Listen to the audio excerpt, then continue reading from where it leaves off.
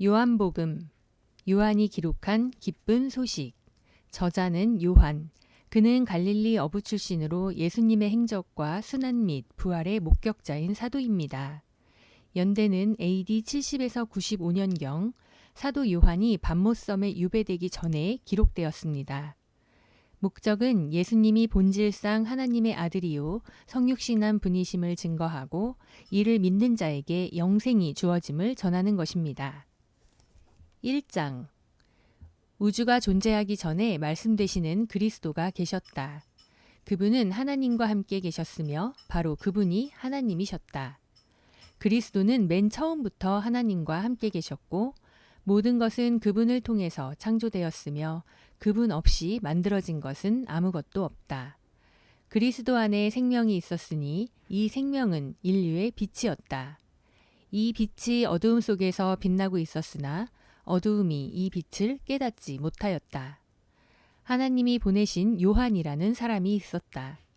그는 이 빛에 대해서 증거하여 사람들이 자기를 통해 믿도록 하기 위해서 왔다.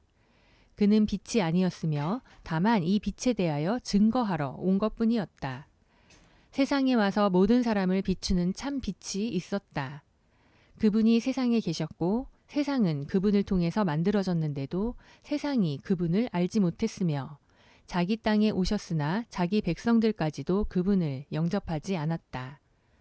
그러나 그분은 자기를 영접하고 믿는 사람들에게는 하나님의 자녀가 되는 특권을 주셨다.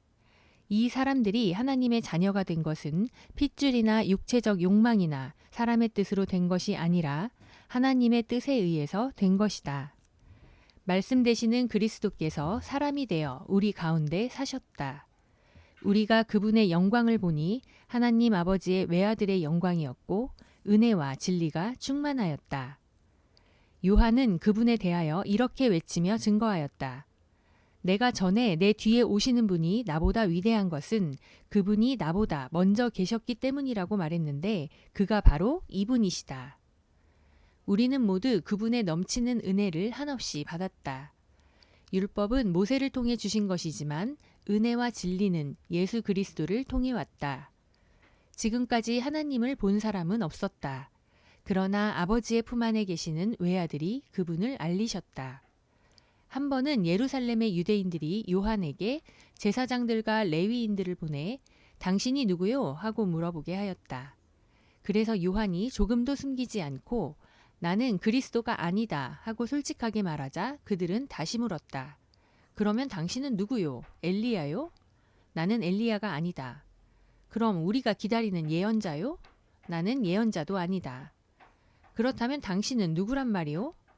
우리를 보낸 사람들에게 대답할 수 있게 해주시오. 당신은 자신을 어떻게 생각하시오? 나는 예언자 이사야가 말한 것처럼 주의 길을 곧게 하라고 광야에서 외치는 자의 소리이다.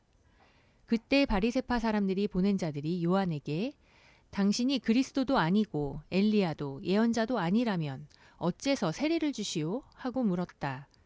그래서 요한은 그들에게 나는 너희에게 물로 세례를 주지만 너희 가운데는 너희가 알지 못하는 분이 서 계신다. 그분은 내 뒤에 오시는 분이시다. 나는 그분의 신발끈을 풀어드릴 자격도 없다 하고 대답하였다. 이것은 요한이 세례를 주던 요단강 건너편 베다니에서 일어난 일이다. 이튿날 요한은 예수님이 자기에게 나아오시는 것을 보고 이렇게 말하였다. 보라, 세상 죄를 짊어지신 하나님의 어린 양이시다. 내가 전에 내 뒤에 오시는 분이 계시는데 그분이 나보다 위대한 것은 나보다 먼저 계셨기 때문이다 라고 말한 분이 바로 이분이시다. 나도 이분을 몰랐으나 이분을 이스라엘 백성에게 알리려고 내가 와서 물로 세례를 준다. 그러고서 요한은 이렇게 증거하였다. 나는 성령님이 하늘에서 비둘기처럼 내려와 이분 위에 머무시는 것을 보았다. 나도 전에는 이분을 몰랐다. 그러나 물로 세례를 주라고 나를 보내신 분이 나에게 성령이 내려와서 어떤 사람 위에 머무는 것을 보거든 그가 곧 성령으로 세례를 주실 분인 줄 알아라 하고 일러주셨다. 그래서 내가 그것을 보고 이분이 하나님의 아들이라고 증거하는 것이다. 이튿날 요한이 그의 두 제자와 함께 서 있다가 예수님이 지나가시는 것을 보고 보라, 하나님의 어린 양이시다 하였다. 요한의 말을 듣고 두 제자가 예수님을 따라갔다. 예수님이 돌아서서 그들이 따라오는 것을 보시고 무엇을 원하느냐 하고 물으시자 그들이 선생님, 어디에 머물고 계십니까? 하고 되물었다. 그때 예수님은 따라오너라. 그러면 알게 될 것이다. 하고 대답하셨다.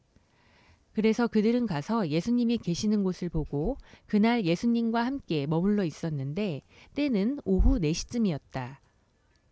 요한의 말을 듣고 예수님을 따라간 두 사람 중에 하나는 시몬 베드로의 동생 안드레였다. 그는 먼저 자기 형 시몬을 찾아가 형, 우리가 메시아를 만났어 하고 말한 후에 그를 데리고 예수님께 갔다. 예수님은 시몬을 보시고 너는 요한의 아들 시몬이다. 그러나 앞으로는 게바라고 부르겠다 하고 말씀하셨다. 이튿날 예수님은 갈릴리로 가시려다가 빌립을 보시고 나를 따라오너라 하고 말씀하셨다. 빌립은 안드레와 베드로와 같은 동네인 벳세다 사람이었다. 빌립이 나다네엘을 찾아가서 모세의 율법책과 예언자들의 예언서에 기록된 분을 우리가 만났는데 그분은 나사렛 사람 요셉의 아들인 예수님이셨어 하고 말하자 나다나엘이 빌립에게 나사렛에서 무슨 훌륭한 인물이 나올 수 있겠느냐 하였다. 그래서 빌립은 와서 보아라 하고 대답하였다. 예수님은 나다나엘이 자기에게 오는 것을 보시고 이 사람이야말로 간사한 것이 없는 진짜 이스라엘 사람이다 하고 말씀하셨다. 나다나엘이 어떻게 저를 아십니까? 하고 묻자 빌립이 너를 부르기 전에 네가 무화과 나무 아래에 있는 것을 내가 보았다 하고 예수님이 대답하셨다. 그때 나다나엘이 선생님은 정말 하나님의 아들이시며 이스라엘의 왕이십니다 하고 선언하였다. 그래서 예수님은 내가 너를 무화과 나무 아래에서 보았다고 말한 것 때문에 네가 믿느냐? 너는 이보다 더 큰 일도 볼 것이다 하시고 덧붙여서 이렇게 말씀하셨다. 내가 너희에게 분명히 말하지만 하늘이 열리고 하나님의 천사들이 내 위에 오르락 내리락 하는 것을 너희가 볼 것이다. 요한복음 2장. 이틀 후에 갈릴리 가나에 결혼식이 있었다. 예수님의 어머니도 거기 계시고 예수님과 제자들도 초대를 받아갔다. 그런데 포도주가 떨어졌다. 그래서 예수님의 어머니가 예수님께 이 집에 포도주가 떨어졌구나 하자 예수님은 어머니, 나와 무슨 관계가 있다고 그러십니까? 아직 내 때가 되지 않았습니다. 하고 대답하셨다. 그러나 예수님의 어머니는 하인들에게 무엇이든지 그가 시키는 대로 하여라 하고 일러주었다. 거기에는 유대인의 정결의식에 사용되는 돌 항아리 6개가 놓여 있었는데 각각 물 2-3통 드는 크기였다. 예수님이 하인들에게 항아리마다 물을 가득 채워라 하시자 그들은 아구까지 물을 가득 채웠다. 그리고 예수님이 하인들에게 이제 떠다가 잔치 책임자에게 갖다 주어라 하시자 하인들은 그대로 하였다. 잔치 책임자는 물로 된 포도주를 맛보고 어디서 났는지 몰랐으나 그것을 떠온 하인들은 알고 있었다. 잔치 책임자는 신랑을 불러 흔히 좋은 포도주를 먼저 내놓고 손님들이 취한 뒤에 그보다 못한 것을 내려놓는데 당신은 지금까지 좋은 포도주를 남겨두었군요 하였다. 예수님이 갈릴리 가나에서 처음으로 이런 기적을 행하여 그의 영광을 나타내시자 제자들은 예수님을 믿게 되었다. 그 후 예수님은 어머니와 형제들과 제자들과 함께 가버나움으로 내려가 거기서 며칠 동안 머무셨다. 유대인의 유월절이 다가오자 예수님은 예루살렘으로 올라가셨다. 예수님은 성전 안에 소와 양과 비둘기 파는 장사꾼들과 돈 바꿔주는 사람들이 앉아있는 것을 보시고 노끈으로 채찍을 만들어 양과 소를 모두 성전에서 몰아내시고 돈 바꿔주는 사람들의 돈을 쏟아버리시며 그들의 상을 둘러 엎으셨다. 그리고서 비둘기 파는 사람들에게 이것들을 당장 치우고 앞으로는 내 아버지의 집을 장사하는 집으로 만들지 말아라 하고 말씀하셨다. 그러자 제자들은 주의 성전을 위하는 열심이 내 속에서 불타오릅니다 라고 쓰인 성경 말씀이 생각났다. 그때 유대인들이 나서서 예수님께 당신은 무슨 권리로 이런 일을 하시오? 그만한 권리를 가졌다면 이것을 입증할 만한 기적을 우리에게 보여주시오 하였다. 그래서 예수님은 그들에게 이 성전을 헐어라. 내가 3일 안에 다시 세우겠다 하고 대답하셨다. 그러자 그들은 46년이나 걸려 이 성전을 지었는데 당신이 3일 안에 세우겠다는 말이요? 하고 따져 물었다. 그러나 예수님이 말씀하신 성전은 자신의 몸을 가리키신 것이었다. 제자들은 예수님이 죽으셨다가 부활하신 후에야 이 말씀을 기억하고 성경과 예수님이 하신 말씀을 믿게 되었다. 예수님이 유월절 기간에 예루살렘에 계실 때 그분이 행하시는 기적을 보고 많은 사람들이 예수님을 믿었다. 그러나 예수님은 모든 사람을 알고 계셨기 때문에 자신을 그들에게 맡기지 않으셨으며 사람의 속뜻을 아셨기 때문에 어떤 사람에 대해서 누구의 설명을 들으실 필요도 없었다. 3장. 바리새파 사람 중에 니고데모라는 사람이 있었다. 그는 유대인의 의회 의원이었다. 그가 어느 날 밤 예수님께 와서 선생님, 우리는 당신을 하나님께서 보내신 분이라고 알고 있습니다. 하나님이 함께 하시지 않으면 선생님이 베푸시는 기적을 아무도 행할 수 없습니다. 하고 말하였다. 그래서 예수님은 니고데모에게 내가 분명히 너에게 말하지만 누구든지 다시 나지 않으면 하나님의 나라를 볼 수 없다. 하고 대답하셨다. 니고데모가 예수님께 사람이 늙으면 어떻게 다시 날 수 있겠습니까? 어머니 뱃속에 들어갔다가 다시 태어난다는 말씀입니까? 하고 묻자 예수님은 이렇게 대답하셨다. 내가 분명히 말해두지만 누구든지 물과 성령으로 다시 나지 않으면 하나님의 나라에 들어갈 수가 없다. 육체에서 난 것은 육체이고 성령으로 난 것은 영이다. 너는 다시 나야 한다는 내 말을 이상히 여기지 말아라. 바람은 불고 싶은 대로 분다. 너는 그 소리를 들어도 어디서 불어와서 어디로 가는지 모른다. 성령으로 난 사람도 다 이와 같다. 그때 니고데모가 어떻게 이런 일이 있을 수 있겠습니까? 하고 물었다. 그래서 예수님이 그에게 대답하셨다. 너는 이스라엘의 선생이면서 이런 것도 모르느냐? 내가 사실대로 말하지만 우리가 아는 것을 말하고 본 것을 증거해도 너희는 우리 증거를 받아들이지 않는다. 내가 세상 일을 말해도 너희가 믿지 않는데 하늘의 일을 말한다면 어떻게 믿겠느냐? 하늘에서 내려온 나 외에는 아무도 하늘에 올라간 사람이 없다. 모세가 광야에서 뱀을 쳐든 것 같이 나도 높이 들려야 한다. 이것은 나를 믿는 사람마다 영원한 생명을 얻도록 하기 위해서이다.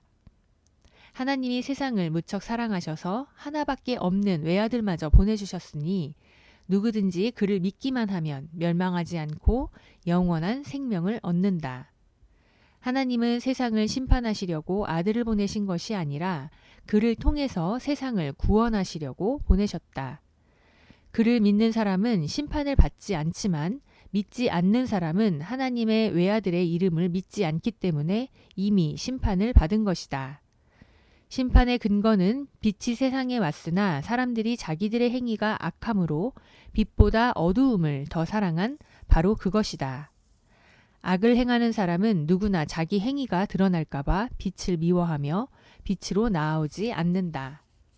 그러나 진리대로 사는 사람은 자기가 하나님의 뜻을 따라 살고 있다는 것을 나타내기 위해서 빛으로 나아온다.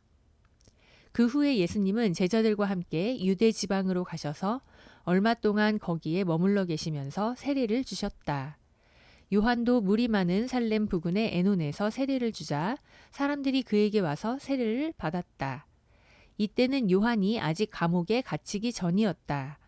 그런데 요한의 제자들과 어떤 유대인 사이에 정결 의식에 대한 말다툼이 벌어졌다. 그래서 요한의 제자들이 요한에게 찾아가 선생님, 선생님과 함께 요단강 저편에 있던 분, 곧 선생님이 말씀하시던 그분이 세례를 주므로 사람들이 모두 그분에게 몰려가고 있습니다. 하고 말하자 요한이 이렇게 대답하였다. 하나님이 주시지 않으면 사람은 아무것도 받을 수 없다. 나는 그리스도가 아니라 그분 앞에 보내심을 받은 사람이라고 하지 않았느냐? 너희는 그것을 직접 들은 증인이다. 신부를 맞이하는 것은 신랑이지만 신랑의 친구가 곁에 섰다가 그의 음성을 듣고 크게 기뻐한다. 마찬가지로 나에게도 이런 기쁨이 넘치고 있다. 그분은 점점 번영해야 하고 나는 점점 쇠퇴해야 한다. 위에서 오시는 분은 그 무엇보다도 높은 분이시다. 땅에서 나는 사람은 땅에 속하여 세상 일을 말하지만 하늘에서 오시는 분은 그 무엇보다도 높은 분이시다.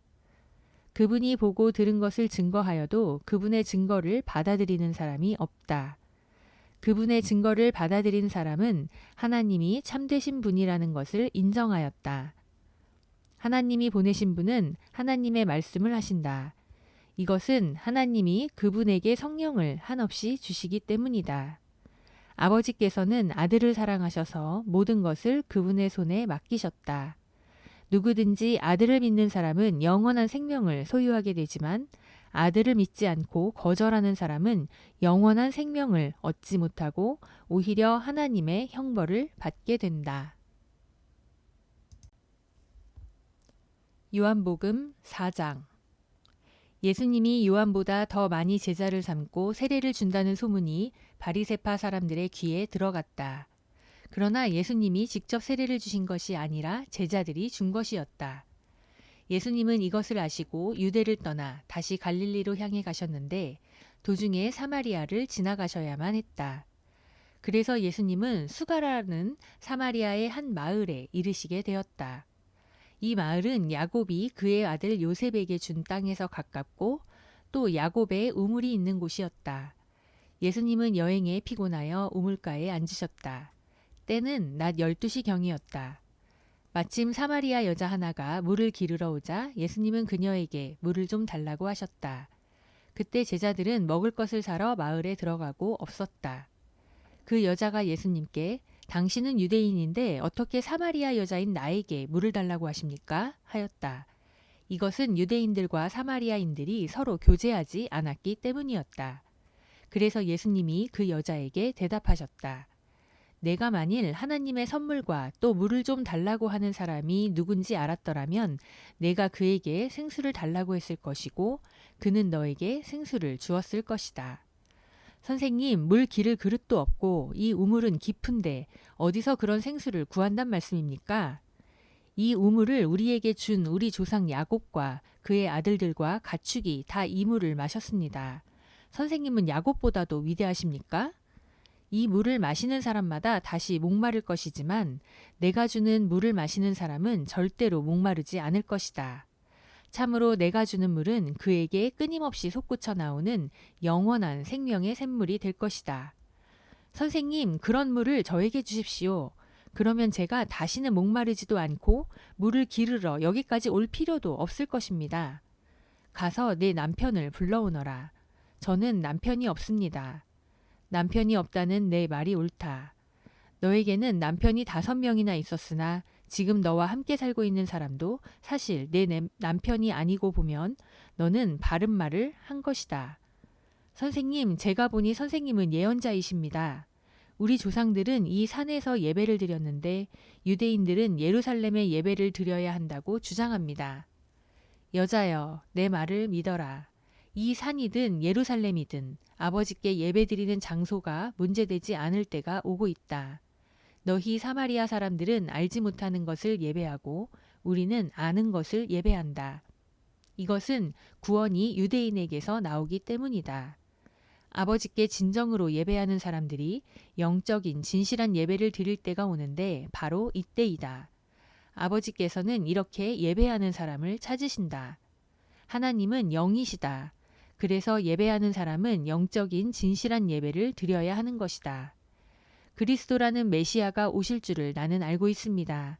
그분이 오시면 모든 것을 우리에게 설명해 주실 겁니다.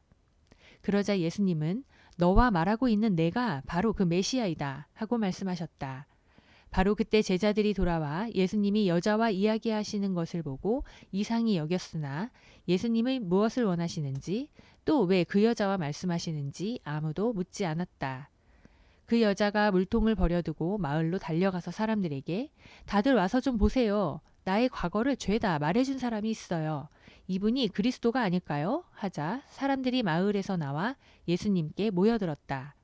한편 제자들이 선생님 좀 잡수십시오 하고 권하자 예수님은 그들에게 내게는 너희가 알지 못하는 양식이 있다 하고 말씀하셨다. 이 말씀을 듣고 제자들은 누가 잡수실 것을 갖다 드렸을까 하고 서로 의아스럽게 생각하였다. 그러자 예수님이 이렇게 말씀하셨다. 내 양식은 나를 보내신 분의 뜻을 실천하고 그분의 일을 완성하는 것이다. 너희는 아직 넉 달이 더 있어야 추수 때가 온다고 하지 않느냐? 그러나 내가 너희에게 말한다. 눈을 떠서 들판을 바라보아라. 곡식이 다 익어 추수할 때가 되었다. 이미 추수하는 사람이 삭을 받고 영원한 생명을 위한 열매를 거둬들이고 있다. 이것은 씨 뿌리는 사람과 거둬들이는 사람이 함께 기뻐하도록 하기 위해서이다. 그러므로 한 사람은 심고 다른 사람은 거둔다는 말이 사실이다. 너희가 수고하지 않은 것을 거두라고 내가 너희를 보냈다. 다른 사람들은 수고하였고 너희는 그들이 수고한 결실을 거두고 있다. 예수님이 자기 과거를 죄다 말씀하셨다고 증거한 그 여자의 말을 듣고 그 마을에 사는 많은 사마리아 사람들이 예수님을 믿었다. 사마리아 사람들이 예수님께 와서 그곳에 머물러 달라고 하므로 예수님은 거기서 이틀을 머무셨다. 예수님의 말씀을 듣고 더 많은 사람이 믿게 되었다. 그들은 그 여자에게 이제 우리가 믿는 것은 당신의 말 때문이 아니라 우리가 직접 이분의 말씀을 들었고 또 이분이야말로 정말 세상의 구주라는 것을 우리가 알게 되었기 때문이요 하였다. 이틀 후에 예수님은 그곳을 떠나 갈릴리로 가시면서 예언자가 자기 고향에서는 존경을 받지 못한다 하고 직접 말씀하셨다. 예수님이 갈릴리에 도착하시자 그곳 사람들은 그분을 반갑게 맞아들였다. 이것은 그들이 명절에 예루살렘에 갔다가 거기서 예수님이 하신 모든 일을 직접 보았기 때문이다. 예수님은 전에 물로 포도주를 만드신 갈릴리 가나로 다시 오셨다.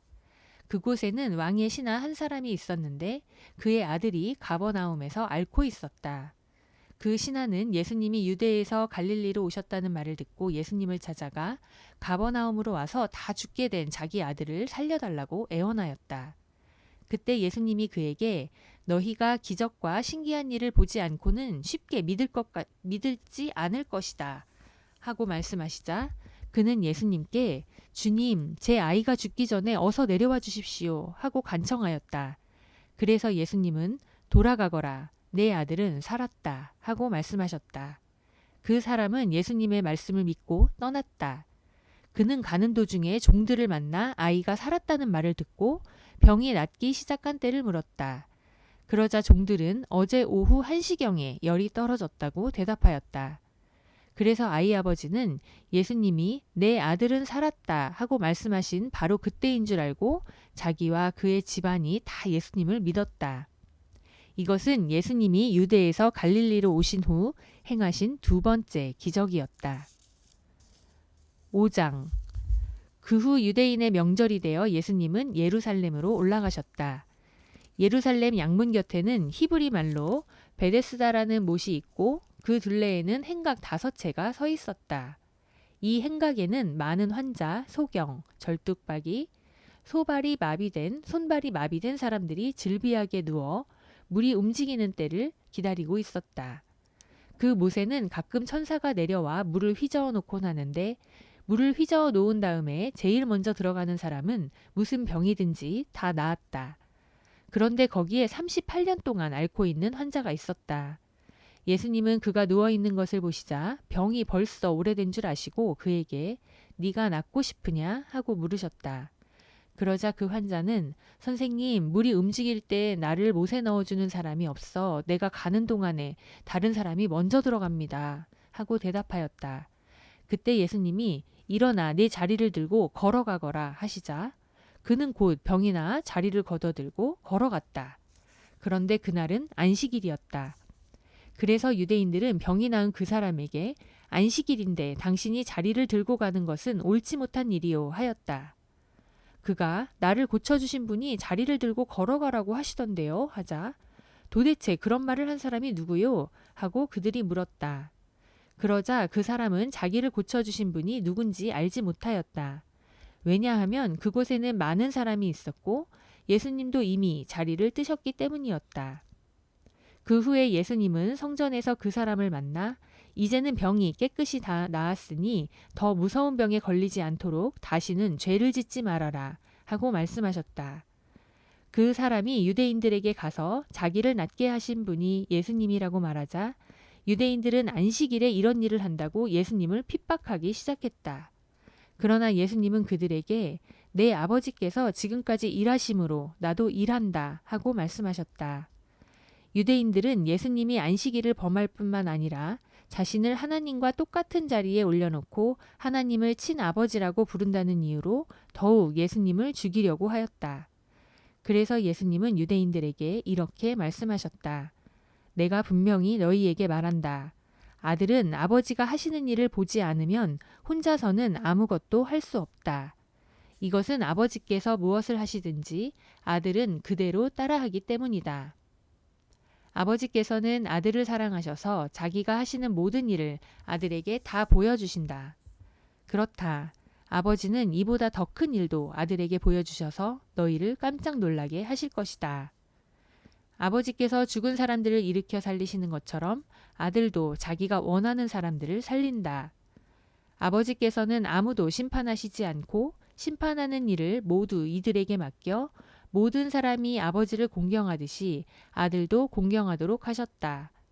아들을 공경하지 않는 사람은 아들을 보내신 아버지도 공경하지 않는다. 내가 분명히 너희에게 말한다. 내 말을 듣고 나를 보내신 분을 믿는 사람은 영원한 생명을 얻었으므로 심판을 받지 않을 것이다.